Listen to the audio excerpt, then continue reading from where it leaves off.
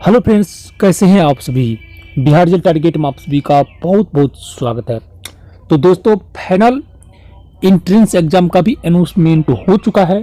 तो अब हम लोगों का फर्ज बनता है कि एंट्रेंस एग्जाम की तैयारी करना। जी हाँ दोस्तों, अगर आप लोग एंट्रेंस परीक्षा में अच्छा रैंक लाना चाहते हैं, अपना मेरिट को अच्छे रैंक पर बनवाना चाहते हैं, तो दोस्तों ये क्लास आप सभी के लिए बहुत इम्पोर्टेंट है।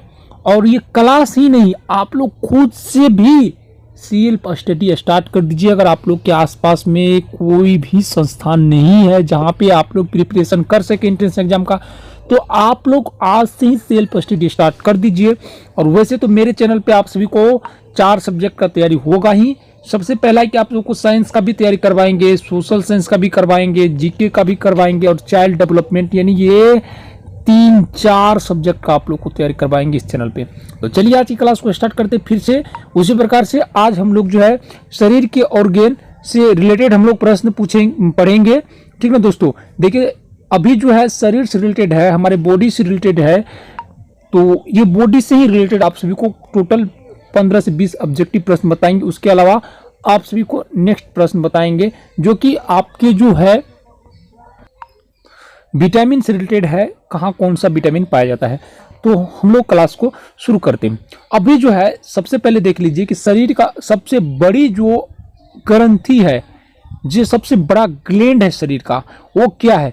तो लीवर है। लीवर ये इंग्लिश हुआ, और यकृत इसको हम लोग हिंदी में जानते हैं इनका यकृत, और यकृत का इंग्लिश होता है लीवर। ठीक ना दोस्तों, तो शरीर का सबसे बड़ी ग्रंथि जो है, ग्लैंड जो है, वो लीवर है। और सबसे छोटा ग्लैंड जो है, स्मॉल ग्लैंड जो है, सबसे छोटा ग्रंथि जो है, सबसे छोटा पिट्यूटरी ग्रंथि है। इसको हम लोग मास्टर ग्लैंड के नाम से भी जानते हैं दोस्तों। इसको हम लोग मास्टर ग्रंथि भी कहते हैं। पिट्यूटरी ग्रंथि को हम लोग मास्टर ग्रंथि भी कहते हैं। आप लोग याद रखिएगा, आपको पूछेगा कि शरीर के किस ग्लैंड को जो है मास्टर ग्लैंड कहते हैं। ठीक है दोस्तों, पिट्यूटरी ग्लैंड जो है, इसको हम लोग मास्टर ग्लैंड के नाम से भी जानते हैं, और ये सबसे छोटी ग्रंथि है। ठीक है दोस्तों, समझ रहे हैं आप लोग। और देखिए ये नेक्स्ट प्रश्न है आप सभी के लिए। नेक्स्ट प्रश्न है, मनुष्य में पसलियां की संख्या कितनी होती है?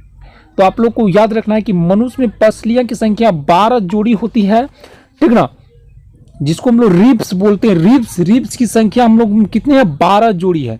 उसके बाद जो नेक्स्ट प्रश्न है आप सभी के लिए, नेक्स्ट प्रश्न आता है, शरीर में हड्डियों यानी बोन्स की कुल संख्या है। तो शरीर में जो है हड्डियों की कुल संख्या 206 है। ये राइट आंसर हो गया।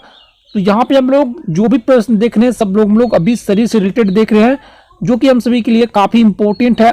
बेसिक जानकारी अगर आप लोग के पास रहेगा तो बेसिक आप लोग जो है किसी भी, हम लोग अभी जनरल साइंस पढ़ रहे हैं। ठीक ना दोस्तों, जनरल साइंस पढ़ रहे हैं, जीके जीएस पढ़ रहे हैं। ठीक ना दोस्तों, अभी हम लोग जीएस पढ़ रहे हैं। देखिए शरीर में मांसपेशियों की संख्या कितनी है? तो शरीर में मांसपेशियों की कुल संख्या जो है 639 है। ठीक ना दोस्तों, अब देखिए लार में पाए जाने वाला एंजाइम, लार जो होता है, हमारे मुंह की लार जो होता है, उसमें कौन सा एंजाइम पाया जाता है? तो ये टाइलिन एंजाइम पाया जाता है।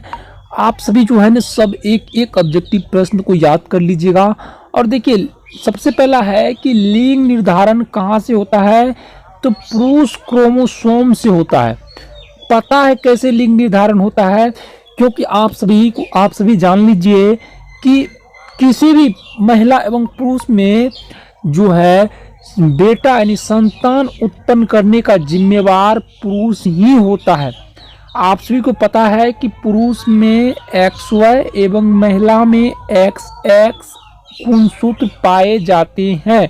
ठीक ना, यहाँ से अगर यहाँ से Y और यहाँ से X आएगा तो लड़का पैदा होगा।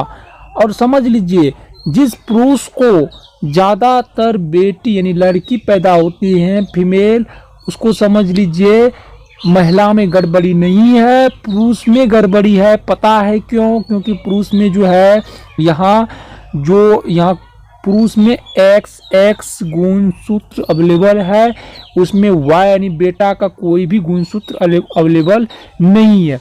समझ रहे दोस्तों?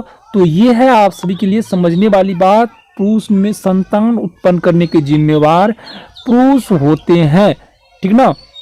महिला में किसी भी प्रकार की गड़बड़ी नहीं होते हैं, ठीक ना दोस्तों। बेटा या बेटी हो, उसमें महिला को किसी प्रकार का नहीं है, उसमें उसका जिम्मेवार पुरुष होता है।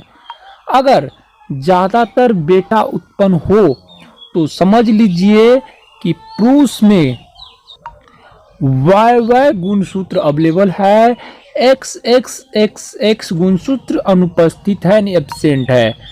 तो इस पोजीशन में महिला यानी कोई पुरुष को ज़्यादातर यानी वो पिता मतलब संतान के ही पिता वो बनेंगे, ठीक ना। अब देखिए मनुष्य हृदय यानी ह्यूमन हार्ट होता है, तो मनुष्य के हृदय में 4 कोष्ठीय होते हैं। मनुष्य के हृदय 4 कोष्ठीय होते हैं।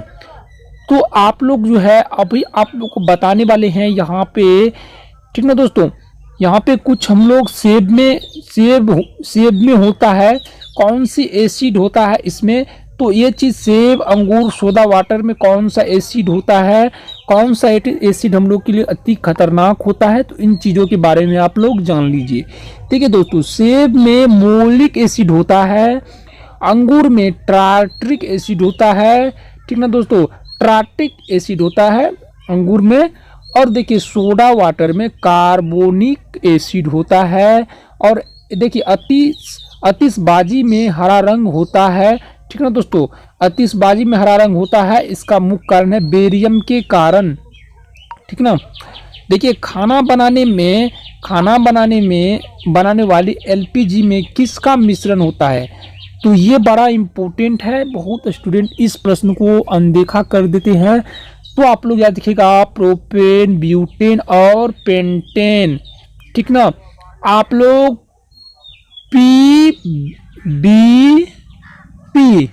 ठीक ना, ये PBP आपको याद रखना है। प्रोपेन, ब्यूटेन और पेंटेन जो होता है, ये खाना बनाने वाली एलपीजी जो होता है, लिक्विड पेट्रोलियम गैस, उसमें ये उपस्थित रहता है। उसका ये मिश्रण है, लिक्विड पेट्रोलियम गैस जो होता है एलपीजी, उसमें जो है प्रोपेन, ब्यूटेन और पेंटेन का मुख्य अवयव है वो। अब देखिए, अब है आपको धातु से रिलेटेड प्रश्न है। देखिए पीतल में कौन धातुओं के मिश्रण है, तो पीतल जस्ता व तांबा धातुओं का मिश्रण है। कांसा में किस धातु का मिश्रण है, तो कांसा में टीन व तांबा का मिश्रण है। ये सभी चीज आप लोग याद कर लीजिए। देखिए स्टेनलेस स्टील में मिश्रण है लोहा, क्रोमियम, कार्बन व निकिल। समझ रहे आप लोग। चलिए अब देखिए, आप लोग को इससे पहले बताए थे हम, प्रेशर कुकर में जो है तेजी से भोजन क्यों पकता है, क्योंकि वायुमंडल वृद्धि दाब, ये जो है समझ रहे, प्रेशर कुकर में भोजन तेजी से पकता है क्योंकि वायु दाब में वृद्धि किसे बढ़ा देती है। आप लोग को पता होना चाहिए कि ये क्वथना के कारण जो है, समझ रहे, प्रेशर कुकर में जो है जल का घनत्व क्या होता है, ये प्रेशर अधिक हो जाता है, जिसके कारण वो गैसीय होता है। और वहाँ पे ताप जब हम देते हैं तो 0 पॉइंट अगर रहेगा तो वो जो है बढ़ के पूरा अधिक हो जाता है, ठीक ना। वो दुगुना टेम्परेचर उसमें हो जाता है, जिस कारण से वो जल्दी खाना पक जाते हैं। देखिए मच्छरों को भगाने में इस्तेमाल की जाने वाली युक्तियों में कौन सी गैस विसरित होती हैं, तो आप लोग याद रखिएगा एलिथ्रीन गैस। बहुत इंपॉर्टेंट प्रश्न है दोस्तों। देखिए 100 में एक ही इंपॉर्टेंट प्रश्न आपको किसी एंट्रेंस एग्जाम में मिलेगा, तो ये इंपॉर्टेंट है। मच्छरों को भगाने में कौन सी गैस विसरित करती है, हम लोग उपयोग करते हैं, तो आप लोग याद रखिएगा एलिथ्रीन गैस का हम लोग उपयोग करते हैं। आप लोग देखिए अच्छा से लिख लीजिए, मच्छरों को भगाने में हम लोग एलिथ्रीन गैस का उपयोग करते हैं। सबसे भारी गैस रेडॉन है। ब्रह्मांड में सर्वाधिक मात्रा में उपलब्ध गैस हाइड्रोजन है, ठीक है दोस्तों।